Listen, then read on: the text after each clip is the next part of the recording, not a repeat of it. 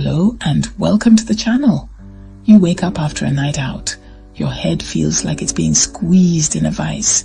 Your mouth is as dry as a desert. Bright lights seem offensive. Every sound is too loud.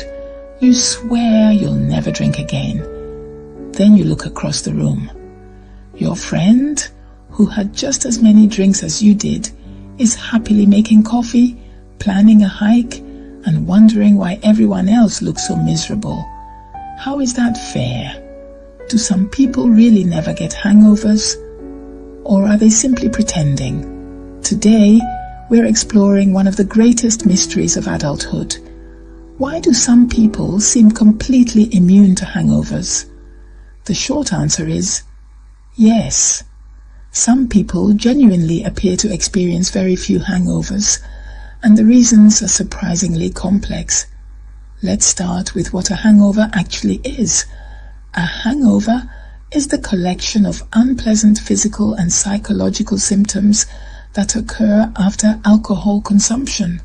Headache, nausea, fatigue, dizziness, thirst, difficulty concentrating, sensitivity to light and sound, poor sleep, anxiety, sometimes even palpitations. The medical term for that dreadful feeling of regret and dehydration is vasalgia. And despite thousands of years of alcohol consumption, scientists still don't fully understand why hangovers happen. Several mechanisms appear to contribute. First, dehydration. Alcohol suppresses a hormone called vasopressin, also known as antidiuretic hormone. Normally, vasopressin tells your kidneys to conserve water. Alcohol interferes with this process. As a result, you urinate more, you lose fluids, you lose electrolytes, and you wake up feeling thirsty and miserable. Second, inflammation. Research suggests alcohol triggers the release of inflammatory molecules called cytokines. These chemicals help coordinate immune responses. Unfortunately, they can also contribute to fatigue, poor concentration, headaches, and that general feeling of being unwell. Third, poor quality sleep. Alcohol may make you fall asleep faster, but it disrupts normal sleep architecture. You spend less time in restorative REM sleep. As blood alcohol levels fall overnight, sleep becomes fragmented. You wake feeling exhausted even after 8 hours in bed. Then there's the real villain behind many hangovers, acetaldehyde. When you drink alcohol, your liver gets to work. The enzyme alcohol dehydrogenase converts ethanol into acetaldehyde. Unfortunately, acetaldehyde is toxic. It's estimated to be significantly more harmful than ethanol itself. It contributes to flushing, nausea, sweating, headaches, and tissue damage. Normally, another enzyme called aldehyde dehydrogenase quickly breaks acetaldehyde down into acetate, which is eventually converted into carbon dioxide and water.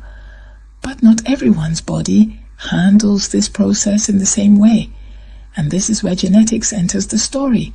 Some people inherit variations in the genes responsible for alcohol metabolism.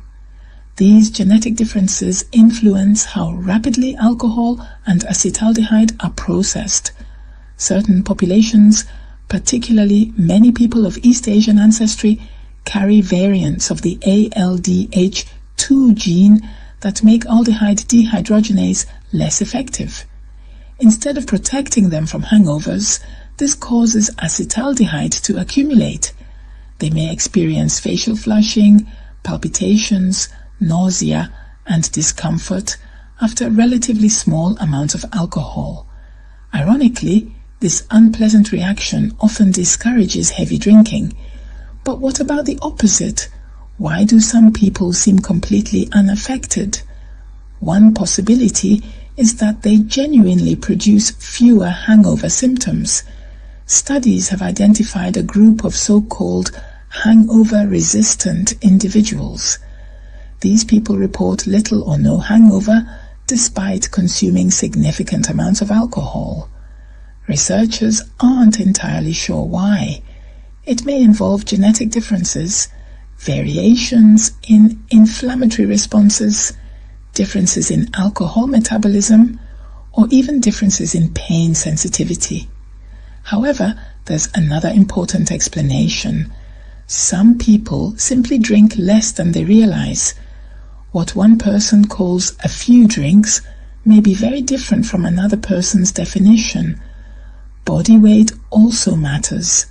People with greater body mass often have a larger volume of distribution for alcohol. Gender plays a role too. Women generally have lower levels of gastric alcohol, dehydrogenase, and different body water composition, meaning the same amount of alcohol can produce higher blood alcohol concentrations compared with men. Food intake matters.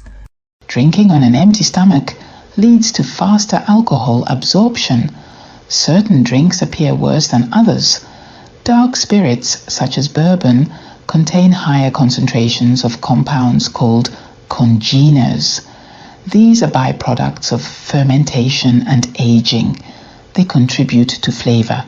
Unfortunately, they may also worsen hangovers.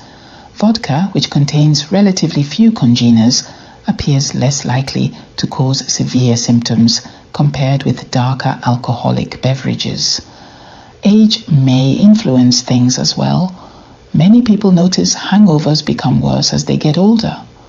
Whether this reflects physiological changes, changing lifestyles, reduced resilience, or simply less enthusiasm for sleepless nights remains uncertain. So, are people who never get hangovers lucky? Maybe. But here's the important part. Not getting a hangover does not mean alcohol isn't affecting your body. Your liver still processes toxins. Reaction times are still impaired. Judgment remains affected. Long-term health risks remain.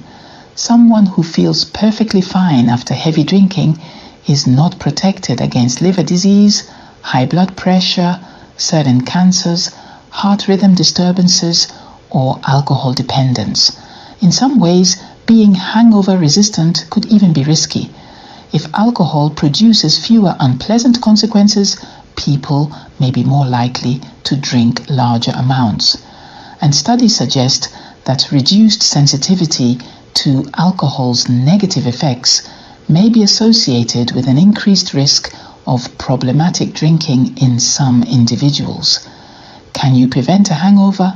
There's no magic cure.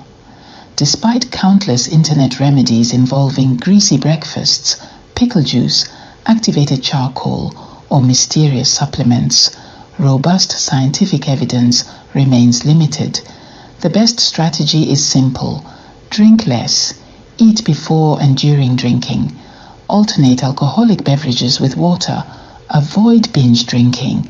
Get adequate sleep and know your limits. Perhaps the strangest part of all this is that the friend who never seems to suffer may not actually possess superhuman powers. Their genes may differ. Their immune response may vary. Their alcohol metabolism may be unique. Or they may simply be experiencing the hidden effects differently. The truth is that hangovers represent a complex interaction between biology, chemistry, genetics, sleep, inflammation, and behavior. And despite centuries of collective suffering, science still hasn't solved the mystery completely. So the next time someone proudly announces that they've never had a hangover, try not to hate them.